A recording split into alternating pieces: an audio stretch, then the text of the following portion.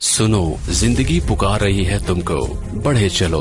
दी standard college, रोशन, पुरअज़्म और सेहतमंद मुस्तकबिल का अमीन। जिंदगी को बावकार तरीके से रवादावा रखने और नौजवानों के महफूज मुस्तकबिल के लिए स्टैंडर्ड कॉलेज ने ऑनलाइन क्लासेस का आगाज किया है, ताकि हमारे बच्चे तालीम की शाहराह पर गामजन रहें। गैर यकीनी हालात में यकीनी मुस्तकबिल। दी स्टैंडर्ड कॉलेज के साथ admission open. FSC, ICS, ICOM, FA, BS Zoology, Chemistry, Physics, Math, CS, IT, Economics, English, Psychology, BBA, BA, BSc, BCom। आए पाकिस्तान को आगे बढ़ाएं, मुहतात होकर और एतमाद के साथ। The standard college, girls campuses, Paris road, Hajipura road, Saidpur road Khichian, boys campus, circular road. बिस्मिल्लाहिर्रहमानिर्रहीम। अस्सलाम वालेकुम स्टूडेंट्स, कैसे हैं आप? उम्मीद करता हूँ आप सब खैरियत से होंगे। बच्चों, हमारा जो चैप्टर चल रहा है वो चल रहा है एरोमेटिक हाइड्रोकार्बन्स, जिसके अंदर हमने जो है वो हाल ही में अपने लास्ट लेक्चर के अंदर जो है वो स्टेबिलिटी ऑफ बेंजीन के ऊपर बात की, और हमने ये सीखा कि बेंजीन जो है वो एक्स्ट्रा ऑर्डिनरी स्टेबल मॉलिक्यूल है, और इसके अंदर हमने इसके अंदर साइक्लोहेक्सीन 1,3 साइक्लोहेक्साडाइईन और 1,3,5 साइक्लोहेक्साट्राइईन को लेकर बात की। बच्चों, इस स्टेबिलिटी ऑफ बेंजीन के बाद हम अपने नेक्स्ट टॉपिक के ऊपर जा रहे हैं, जो कि बेसिकली है रेजोनेंस मेथड। ठीक है, ये आपके पेज नंबर 177 के ऊपर आपको मिलेगा। टॉपिक क्या है?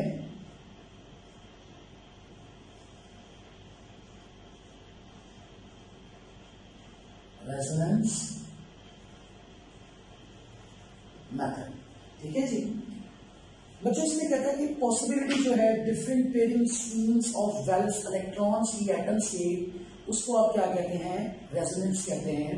अगर हम बात करें बेंजीन की, तो आप जानते हैं कि उसके अंदर 3 सिंगल और 3 डबल बॉन्ड होते हैं।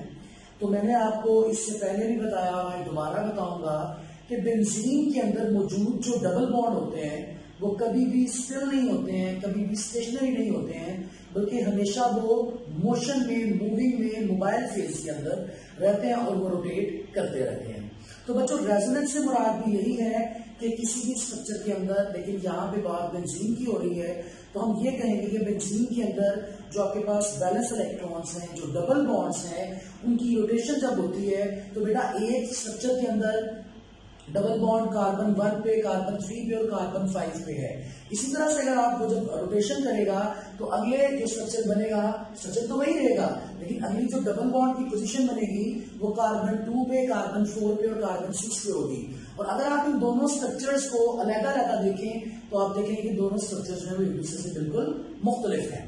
तो मतलब ये बात करने का कि जो वैलेंस इलेक्ट्रॉन अपनी मूवमेंट करते हैं, अपनी रोटेशन करते हैं, तो आपके पास डिफरेंट स्ट्रक्चर्स जो है वो वजूद में आते हैं, और उन्हीं को हम क्या कहते हैं? रेजोनेंस फिनोमेना को बोला जाता है रेजोनेंस, और उन स्ट्रक्चर्स को क्या बोला जाता है? Resonance structures. इनको बेटा हमेशा, जैसा कि आप जानते हैं कि हमारे पास जो एरोस की 3 टाइप्स होती हैं। एक एरो होता है इस तरह से हम लगाते हैं, सिंगल एरो। एक एरो होता है हमारे पास यूं, ठीक है, और एक तीसरा एरो आज आप पढ़ेंगे वो ये होता है। अगर आप बात करें फर्स्ट वाले एरो की, तो इसको कहते हैं इरिवर्सिबल, मतलब कि कोई भी ऐसा प्रोसेस या आपके पास रिएक्टेंट्स और प्रोडक्ट्स लिखे हुए हैं, और आप देखते हैं कि हमारे रिएक्टेंट और प्रोडक्ट के दरमियान जो एरो है वो ये वाला एरो है। तो बच्चों, इसका मतलब ये होता है कि हमारे पास जो रिएक्शन हुआ है ये रिवर्स नहीं हो सकता।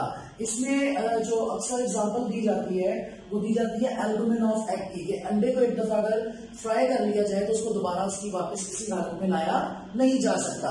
दूसरा अगर आप प्रोसेस देखें तो वो रिवर्सिबल है, मतलब कि कोई चीज है तो उसको आपने रिएक्शन हुआ, रिएक्टेंट्स और प्रोडक्ट्स के दरमियान ये वाला साइन मौजूद है, तो आप ये कह सकते हैं कि हमने जो रिएक्टेंट से प्रोडक्ट बनाए उनको दोबारा से हम प्रोडक्ट से रिएक्टेंट बना सकते हैं। इसमें आप एग्जांपल ले लें कंडेंसेशन की और इवेपोरेशन की, मतलब कि जब आपके पास किसी भी क्लोज बर्तन के अंदर या क्लोज वेसल के अंदर किसी भी चीज को टेम्परेचर दिया जाता है, तो due to the gain of high kinetic energy of gas molecules, जब वो गेन कर लेते हैं काइनेटिक एनर्जी को, तो क्या कहते हैं, एवेपोरेट होना शुरू हो जाते हैं।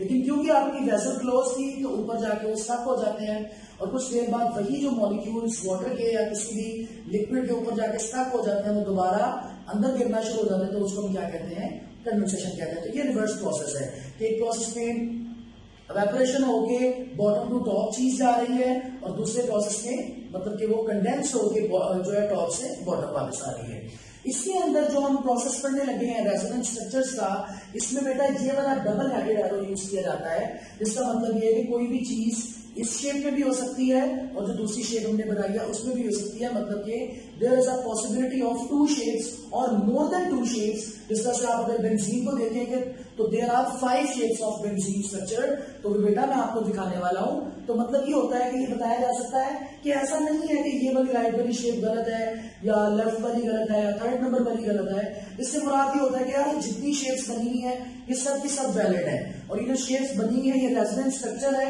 मतलब कि एक मॉलिक्यूल का, एक कंपाउंड का, एक साइक्लिक रिंग की रेजोनेंस फॉर्म है कि ये भी हो सकती है और ये भी हो सकती है। तो आइए हम जो है वो इनको ड्रॉ करते हैं। तो बेटा सबसे पहले मैं आपको जो बेंजीन ड्रॉ करके बताता हूं। तो क्या है जी, एक स्ट्रक्चर एरो लगाएंगे, दूसरा स्ट्रक्चर बेटा फिर से एरो लगाएंगे, और हम जो है कलर चेंज कर लेते हैं। ये बच्चों तीसरा स्ट्रक्चर,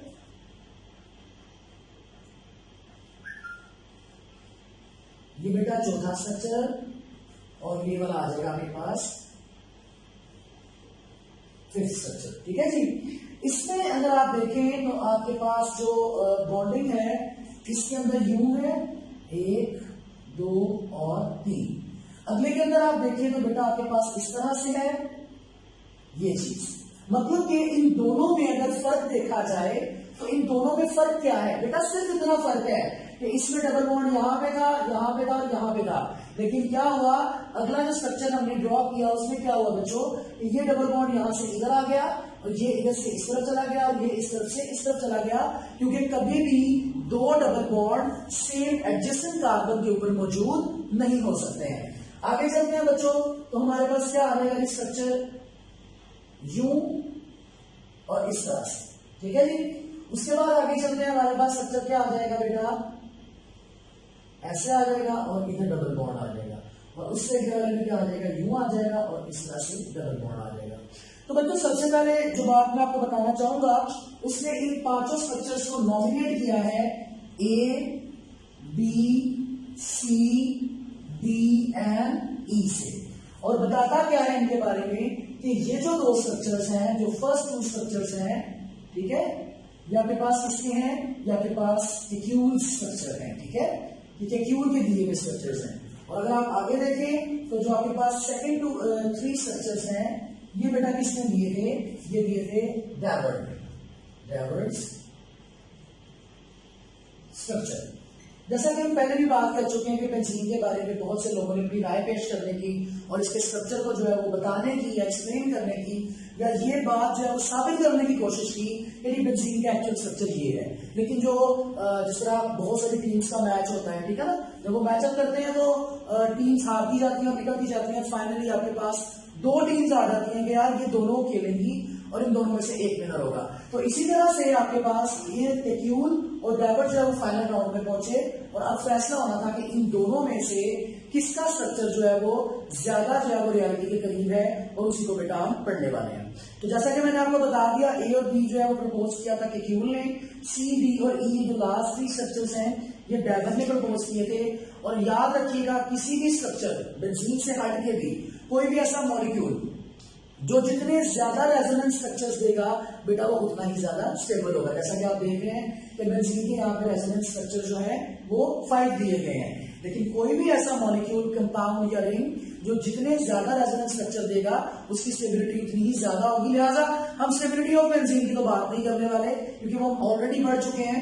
हम स्ट्रक्चर्स को बुनियाद नहीं बनाएंगे, या स्ट्रक्चर्स की बुनियाद में हम ये साबित नहीं करेंगे कि यार ये स्टेबल है या नहीं है, क्योंकि हम इस चीज को देख चुके हैं, एक्सपेरिमेंटली देख चुके हैं, हीट ऑफ हाइड्रोजनेशन से देख चुके हैं, डेल एज से देख चुके हैं कि हमारी बेंजीन जो है वो स्टेबल नहीं है, बल्कि एक्स्ट्रा ऑर्डिनरी स्टेबल कंपाउंड है। अब बेटा देखना है कि कौन सा स्ट्रक्चर जो है वो रियलिटी के ज्यादा करीब है, कौन सा स्ट्रक्चर जो है वो आपके पास बेटर है।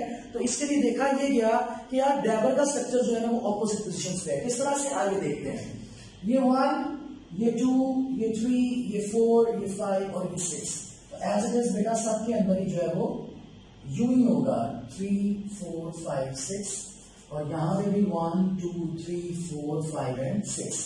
अगर आप देखें तो इसके अंदर कैक्यूल के स्ट्रक्चर के अंदर भी 3 डबल बॉन्ड ही है, और इसके अंदर भी 3 ही डबल बॉन्ड है, लेकिन there is a huge difference between them कि आपके पास 2 बॉन्ड जो बिल्कुल ऑपोजिट पोजीशंस पे हैं, और एक बॉन्ड जो है वो लार्जर डिस्टेंस जो एक कार्बन का दूसरे कार्बन से हो सकता है वो ऑक्यूपाई करके बैठा हुआ है। लेकिन इस कार्बन से अगर आप देखें कि दूसरा कार्बन मैक्सिमम कितना दूर है, तो बेटा वो 4 वाला ही बनता है, इससे ज्यादा दूर नहीं बनता। तो डैबर ने अपना ये स्ट्रक्चर दिया। यहां पे देखें तो इस कार्बन नंबर 3 का मैक्सिमम डिस्टेंस कितना जिस कार्बन से बनता है, इसने एक बॉन्ड उसी से बनाया, और यहाँ पे कार्बन नंबर 2 का मैक्सिमम डिस्टेंस जिस कार्बन से बनता है, इसने उसी के साथ ही बॉन्डिंग को प्रायोरिटी दी, उसी को जो है वो इसने बॉन्ड बनाया। तो बुक हमें ये बताती है कि कार्बन एटम जो है इसके अंदर ऑपोजिट डायरेक्शन पे है। 1 की ऑपोजिट डायरेक्शन 4, 3 की ऑपोजिट डायरेक्शन 6, और 2 की ऑपोजिट डायरेक्शन बेटा क्या होती है, 5 होती है। और आप देखते हैं कि ये लार्जर डिस्टेंस है, जबकि अगर आप बेंजीन में देखें तो आइए मैं आपको दिखाऊं, तो यहाँ पे है जी 1, ये 2, 3, 4, 5 और 6। बेटा 1 और 2 के दरमियान क्या है, डबल बॉन्ड, ठीक है। फिर आगे 2 और 3 सिंगल है, कॉन्जुगेशन ब्रेक नहीं हुई। कॉन्जुगेशन क्या होती है मैंने बताया भी था, single double single double single double, ठीक है। तो उसके बाद देखिए इसमें भी यही है, डबल सिंगल फिर ये डबल, लेकिन क्या है डिस्टेंस बहुत ज्यादा है, लार्जर डिस्टेंस पे कह लें या ऑपोजिट डिस्टेंस में मौजूद है। लेकिन इसमें क्या है कि कॉन्जुगेशन 1 से 2 है, फिर 2 से 3 है, डबल सिंगल, फिर 3 से 4 है डबल, 4 से 5 सिंगल, फिर 5 से 6 डबल, 6 से 1 सिंगल, 1 से 2 एंड सो ऑन। और साथ वाला जो आपके पास कैक्यूल स्ट्रक्चर है बेटा उसके अंदर भी यूं ही होगा। तो हमने इसके अंदर देखा कि कैक्यूल के अंदर जो हमारे पास बॉन्डिंग कॉन्जुगेशन है वो आपके पास बहुत बेहतर है as compared to the Dewar structure. तो कहता है कि देयरफॉर जो बॉन्डिंग है इसको कहा जाता है, बच्चों इसको लिखना हो ना अगर तो यूं लिखा जाता है C1 to C4, इसको लिखा जाता है C3 to C6, इसको लिखा जाता है 2 to C5।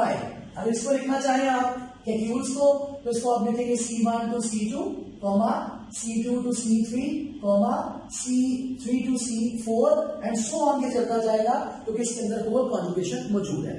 तो इसमें ये देखा गया कि ये एनर्जेटिकली फेवरेबल नहीं है। कौन नहीं है, डैबर का स्ट्रक्चर। डैबर का स्ट्रक्चर अपने स्ट्रक्चर के लिहाज से और अपने कार्बन की पोजीशंस के लिहाज से एनर्जेटिकली फेवरेबल नहीं है। इसलिए हमने देखा कि डैबर स्ट्रक्चर की माइनर कॉन्ट्रीब्यूशन थी टुवर्ड्स द रियलिटी, मतलब कि रियलिटी के करीब नहीं था। हमने देखा कि हाइब्रिड स्ट्रक्चर्स बेटा, हाइब्रिड या रेजोनेंस दोनों एक ही बात है, ओके, कंफ्यूज नहीं आपने होना। हाइब्रिड और रेजोनेंस दोनों एक ही बात है। तो कहता है कि हाइब्रिड स्ट्रक्चर जो है बेंजीन के वो 5 थे, व्हिच आर ABCDE, 2 कैक्यूल के पहले वाले, अगले 3 CDE किसके, उसके डाइवर के। तो हमने इसके अंदर ये देखा कि A और B जो कि कैक्यूल का स्ट्रक्चर था, इसकी लार्जर कॉन्ट्रीब्यूशन थी किसकी तरफ, टुवर्ड्स द रियलिटी। तो हेंस यह साबित हो गया कि हम जो है इसकी लार्जर कॉन्ट्रीब्यूशन है, तो इसलिए आज के बाद बेंजीन को जो रिप्रेजेंट किया जाएगा वो किसके स्ट्रक्चर से रिप्रेजेंट किया जाएगा, ऑब्वियसली कैक्यूल के स्ट्रक्चर से रिप्रेजेंट किया जाएगा। आई होप आपने इसको अंडरस्टैंड किया। बेटा आपके पास पेज नंबर 178 के ऊपर 2 स्ट्रक्चर जो बने हुए हैं बेटा, वो यही 2 स्ट्रक्चर है, ठीक है। उसमें बताया क्या होगा, उसको कंसिडर नहीं करें। उसने बताया ये होगा कि यार अब इसी का मैं अगला ये बॉन्ड यहाँ पे चला गया, ये बॉन्ड यहाँ पे और ये बॉन्ड में यहाँ पे। तो मैं दूसरी दफा बता रहा हूँ आज कि बेटा आपने कभी भी 2 डबल बॉन्ड्स को इकट्ठे नहीं करना। जब इनकी बॉन्डिंग जो है वो रोटेट हो जाएगी तो आपके पास ये वाली बॉन्डिंग आ जाएगी और आपके पास इस तरह कैक्यूल के 2 स्ट्रक्चर होते हैं। फिर कैक्यूल ने इसको दोबारा से एक्सप्लेन किया। उसने कहा कि इसके अंदर 3 अल्टरनेटिव सिंगल और 3 अल्टरनेटिव डबल बॉन्ड होंगे, जिनको हम कॉन्जुगेटेड बॉन्ड्स कहते हैं। कॉन्जुगेशन की डेफिनेशन कि एक सिंगल, एक double, single, double and so on. उसके बाद बेटा देखा गया कार्बन कार्बन की बॉन्ड लेंथ के बारे में। तो बच्चों याद रखिए कि अल्केन, अल्कीन, अल्काइन जो आपने चैप्टर नंबर 8 के अंदर लास्ट चैप्टर में पढ़ा, तो अगर आप कार्बन सिंगल बॉन्ड कार्बन की बॉन्ड लेंथ देखते हैं ना, तो बच्चों को कितनी होती है, वो आपके पास होती है 1.54 एंगस्ट्रॉम, 1.54 एंगस्ट्रॉम, ठीक है। कार्बन डबल बॉन्ड कार्बन की देखते हैं तो वो बेटा आपके पास होती है 1.34 एंगस्ट्रॉम, 1.34 एंगस्ट्रॉम। अगर कार्बन ट्रिपल बॉन्ड कार्बन की देखते हैं तो वो होती है 1.20 एंगस्ट्रॉम। तो केक्यूल का कहना यह था कि हमारे पास हमारे बेंजीन के अंदर जो कार्बन कार्बन की बॉन्ड लेंथ होती है वो ना तो अल्केन जैसी, ना अल्कीन जैसी, ना अल्काइन जैसी, बल्कि वो इंटरमीडिएट होती है between the alkane and alkyne, alkane और अल्कीन के दरमियान। तो देखिए बुक में क्या क्या लिखा हुआ है, इसकी बेंजीन की जो है वो बॉन्ड लेंथ वो आती है आपके पास ही 1.397 एंगस्ट्रॉम। आइए बच्चों हम इसको देखते हैं किस तरह के इंटरमीडिएट है या नहीं है। तो आप देखिए बेटा ये 1.54 है, राउंड ऑफ करके क्या बनता है 1.5 ही बनता है, ठीक है ना। आपको पता है अगली वैल्यू अगर 4 से ऊपर होती तो हम इसको 1.6 लिख सकते थे। अल्कीन की बात करें तो ये भी 1.34 है, तो बेटा 4 है इसलिए इसको भी हम क्या लिखेंगे 1.3 एंगस्ट्रॉम ही लिखेंगे। लेकिन अगर आप बेंजीन की बात करें तो ये 1.39 है, ठीक है। तो बेटा आप इसको लिख सकते हैं 1.4 एंगस्ट्रॉम। तो देख लें अल्केन की 1.5 है, अल्कीन की 1.3 है, और 3 और 5 के दरमियान क्या आता है 4 ही आता है। तो ये आपके पास बेंजीन के अंदर कार्बन कार्बन की जो बॉन्ड लेंथ होती है वो कितनी होती है 1.4 एंगस्ट्रॉम होती है। उसके बाद बेटा आप देखें कि आपने बेंजीन के स्ट्रक्चर में मैंने भी आपसे पहले बात की थी कि आप इसके अंदर रिंग को ड्रॉ कर सकते हैं। क्या कर सकते हैं, रिंग को ड्रॉ किया जा सकता है। तो देखिएगा ये यूं होता है, और इसमें इसलिए उसने रिंग को ड्रॉ करना बताया था क्योंकि जैसा कि आप देख रहे हैं कि यहाँ पे डबल बॉन्ड्स की पोजीशंस चेंज हो रही हैं, डबल बॉन्ड अपनी पोजीशंस को चेंज कर रहा है, तो आप एट एनी इंस्टेंट नहीं बता सकते कि डबल बॉन्ड एक्चुअली कहां पे मौजूद है। तो इस कंफ्यूजन को दूर करने के लिए एक सर्कल से रिप्रेजेंट कर दिया जाता है, और सर्कल किसको रिप्रेजेंट करता है 3 सिंगल बॉन्ड्स को और 3 डबल बॉन्ड को। और ये बेटा आपके पास जो इस तरह से आपकी जो resonance method of for the benzene आपके पास कंप्लीट हो गया। आगे चलते हैं हम अपने नेक्स्ट टॉपिक की तरफ। तो बेटा जी नेक्स्ट टॉपिक हमें क्या कहता है, ये मैं रेस कर रहा हूं। नेक्स्ट टॉपिक में हम पढ़ेंगे प्रिपरेशन ऑफ बेंजीन। ओके, जिस तरह आपने प्रिपरेशन ऑफ अल्केन पढ़ा, अल्कीन पढ़ा, अल्काइन पढ़ा और बाकी प्रिपरेशंस को देखा, तो कहता है बेंजीन या दूसरे aromatic hydrocarbons. First of all what is the difference between benzene and aromatic hydrocarbon. बेटा बेंजीन तो वो है जो ये बनी हुई है, ठीक है। तो एरोमेटिक हाइड्रोकार्बन से मुराद ये है कोई भी ऐसा नहीं, कोई भी ऐसा आपके पास जो है बेंजीन में कोई भी ऐसा रिंग साइक्लिक कंपाउंड जिसके अंदर कम से कम एक बेंजीन मौजूद हो, उसके बाद चाहे इसके ऊपर OH लगाओ, इसके बाद CHO लगाओ, COOH लगाओ, उसके बाद NO2 लगाओ, Cl लगाओ, Br व्हाटएवर, तो आपके पास वो क्या कहलाता है एरोमेटिक हाइड्रोकार्बन। लेकिन उसके अंदर एक जो है वो आपके पास बेंजीन जरूर होना चाहिए। तो कहते हैं बेंजीन या दूसरे एरोमेटिक हाइड्रोकार्बन को जो है वो लार्ज क्वांटिटीज में आप हासिल करते हैं किससे, कोल से और पेट्रोलियम से, कोयले से और खाम तेल से। तो कहते हैं बेंजीन और दूसरे हाइड्रोकार्बन को आप दूसरे तरीके से भी बनाते हैं, और वो क्या होता है बेटा क्रैकिंग मेथड्स। क्रैकिंग करते हैं आप जो है पेट्रोलियम की और इसको हासिल करते हैं। बच्चों क्रैकिंग की आपने जो है वो बहुत सारी टाइप्स पढ़ी है। स्टीम क्रैकिंग पढ़ी आपने जो कि हीट की प्रेजेंस में होती है, उसके बाद कैटलिस्ट क्रैकिंग पढ़ी जो कि in the presence of a catalyst होती है, उसके बाद आपने थर्मल क्रैकिंग पढ़ी जो कि in the presence of heat होती है, स्टीम वेपराइज की फॉर्म में होती है। तो इस तरह डिफरेंट टाइप्स हैं, डिफरेंट मेथड्स हैं, तो उनकी मदद से आप इसको करवा सकते हैं। तो बच्चों आज आप बेंजीन बनाने लगे तो वेरी फर्स्ट मेथड आपका वो है डीहाइड्रोजनेशन, पेज नंबर 178 के ऊपर। तो मैं यहां पे लिखूंगा डीहाइड्रोजनेशन, ठीक है बच्चों। सबसे पहले तो आप ये याद रखें ऑफ साइक्लोहेक्सेन, क्योंकि हमने साइक्लोहेक्सेन की करनी है, ठीक है जी। तो बच्चों सबसे पहले तो आप ये याद रखिए कि जब तो आ जाए ना, जब भी किसी हाइड्रोजनेशन आप कहते हैं एडिशन ऑफ हाइड्रोजन को, जब भी डी वर्ड आ जाए तो डी का लफ्जी मतलब होता है रिमूवल, मतलब कि आपने हाइड्रोजन को रिमूव करना है। ओके, तो बच्चों आपको याद होगा मैंने सेकंड लास्ट लेक्चर में बेंजीन को ओपनली लिखा तो मैंने बताया कि बेंजीन के अंदर हर कार्बन के ऊपर एक हाइड्रोजन होता है, ठीक है ना। लेकिन साइक्लोहेक्सेन में हर कार्बन के ऊपर 2 हाइड्रोजन होते हैं। ये यहाँ पे ड्रॉ करते हैं कार्बन, ये ठीक है जी। तो हर कार्बन के ऊपर क्या होता है जी, आपके पास 2 हाइड्रोजन होते हैं। तो बेटा आप इसको कन्वर्ट करना चाह रहे हो किसके अंदर, बेंजीन के अंदर।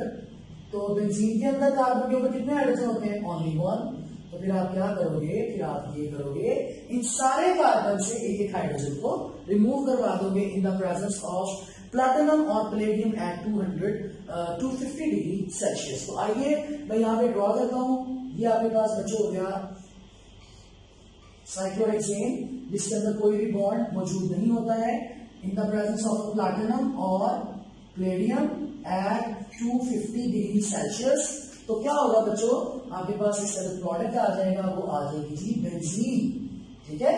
बेंजीन शब्द लगा लिया करें, वो ज्यादा बेहतर है, ठीक है। अब बेटा आपके पास देखिए मैंने स्ट्रक्चर ओपन इसमें लिखा, एक हाइड्रोजन यहां से गया, एक यहां से और यहां से। तो टोटल काउंट करें 1 2 3 4 5 6। अब आप इसको 6 हाइड्रोजन नहीं लिखेंगे, आप इसको मॉलिक्यूलर फॉर्म के अंदर लिखेंगे और वो क्या आएगी 3H2। तो बच्चों आपने क्या किया, पहला रिएक्शन किया जिसके अंदर आपने बेंजीन को प्रिपेयर किया और किससे किया, साइक्लोहेक्सेन से किया। नेक्स्ट चलते हैं फ्रॉम एसिटाइलिन। ये रिएक्शन आप पहले भी पढ़ चुके हैं। एसिटाइलिन कहते हैं अल्काइन को, मतलब बेंजीन को हम जो है बना सकते हैं acetylene under pressure over organized nickel catalyst at 70 degree Celsius organo nickel catalyst की मौजूदगी में। तो बच्चों मैं आपको ड्रॉ करके बताता हूँ छोटा सा स्ट्रक्चर इसका। यूं कर लिया करें आप लोग, कार्बन, ठीक है, ये आपके पास आ गया हाइड्रोजन। ये एक आपकी बुक में ये वाला कंपाउंड 3 टाइम्स लिखा हुआ है, 3CH ट्रिपल बॉन्ड CH। तो मैं इसको ओपन करके इसलिए लिख रहा हूं ताकि मैं आपको समझा सकूं। तो बेटा कार्बन, इसका हाइड्रोजन 1 2 3, ये बच्चों कार्बन आ गया, ये हाइड्रोजन आ गया। फिर बेटा जी आपके पास ये कार्बन 1 2 3, ये हाइड्रोजन और ये हाइड्रोजन। तो बच्चों देखिए ये आपके पास 3 अल्काइन या 3 एसिटाइलिन ग्रुप बन गए हैं। तो इसमें आपने ऑर्गेनो निकल कैटलिस्ट लिखना है, 70 डिग्री सेल्सियस लिखना है, आगे बेंजीन बना लेनी है। तो मैं आपको बताता चलूं कि किस तरह बेंजीन बनेगी। बेटा क्या होगा कि ये वाला जो कार्बन कार्बन ट्रिपल बॉन्ड है, अपना ये वाला बॉन्ड ब्रेक करेगा, ब्रेक करके इसको क्या करेगा, आगे ले जाएगा। आगे किधर, इसके साथ बॉन्ड लेंगे, ठीक है। आगे से ये वाला कार्बन ट्रिपल बॉन्ड कार्बन ये ब्रेक करेगा तो ये इधर आ जाएगा, एंड सेम हियर तो ये आ जाएगा। तो बेटा देखें बेंजीन बन गई है कि नहीं बन गई। Carbon double bond single, double single, double single, 6 carbon 1 2 3 4 5 6, 6 hydrogen 1 2 3 4 5 6। और इस तरह से आपने जो है वो बेंजीन को प्रिपेयर कर लेना है, ठीक है जी। उसके बाद आपके पास इसका जो थर्ड आता है रिएक्शन वो आता है कि बेंजीन को प्रिपेयर करें अल्केन से, या फिर आप इसको प्रिपेयर कर सकते हैं हेक्सेन, N-हेक्सेन या N-हेप्टेन। तो बच्चों बताता चलो, hexane, hex mean 6 number of carbon atoms और hept mean 7 number of carbon atoms. तो इसमें इसको प्रिपेयर किया हुआ है 6 कार्बन से और 7 carbon number of carbon atom से। तो आइए ये देखिए बच्चों, ये आपके पास क्या है जी, CH3 CH2 CH2 CH2 और CH3। देखिए बच्चों ये ओपन चेन है, लेकिन बुक में इसको बेंजीन की शेप में इसलिए लिखा हुआ है तो बच्चों को समझ आ सके। देखें अगर मैं हेक्सेन चेन कार्बन चेन लिखना चाहूं तो मैं यूं लिखूंगा,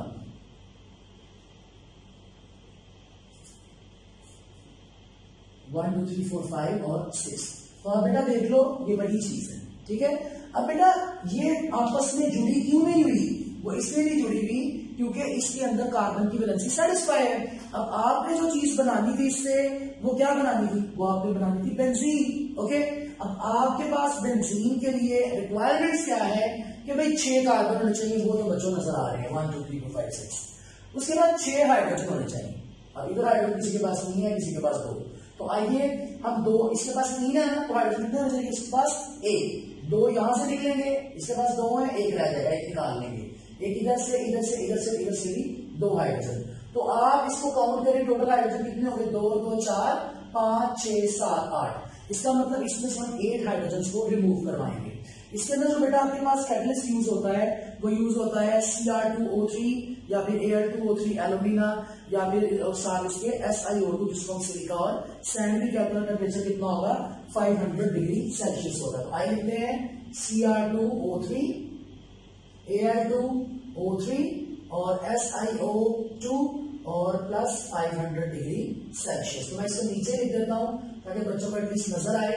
तो बच्चों क्या होगा, यहां से जब एक हाइड्रोजन निकल गया, 3 थे ना, 2 निकल गए, सॉरी, तो इधर रहेगा एक हाइड्रोजन H। यहां से 2 थे, 1 निकल गया, 1 रह गया। यहां से भी 1 निकल गया, 1 रह गया। नीचे से भी सेम इसी तरह होगा, उसके आगे से भी इसी तरह से होगा। और इस वाले में से बच्चों 3 थे, 2 निकल गए, इधर भी कितने रह गए, 1 रह गए। तो आप देखें कि आपके पास कार्बन की एनर्जी सेटिस्फाई नहीं है। तो सेटिस्फाई कब होगी, जब कार्बन अपने डबल बॉन्ड पूरे करेगा। वो डबल बॉन्ड पूरे क्यों करेगा, क्योंकि आपने इसके हाइड्रोजन रिमूव करवा दिए हैं, तो बेटा उसकी ये जरूरत लग जाएगी वो इन डबल बॉन्ड्स को पूरा करे ताकि बेंजीन जो है वो स्टेबल हो सके। तो आप देख सकते हैं कि हमने इस तरह से जो है वो N-हेक्सेन से बेंजीन को प्रिपेयर किया है। आगे बेटा आ जाए N-हेप्टेन से। तो हेप्टेन की बात करूं तो क्या लिखूंगा, CH3, नीचे आ जाएगा CH, क्योंकि अब 7 है तो मैंने एक को ऊपर लिख दिया, CH2 CH2 CH2 CH2 and CH3। बच्चों काउंट कर लें तो 1 2 3 4 5 6 7।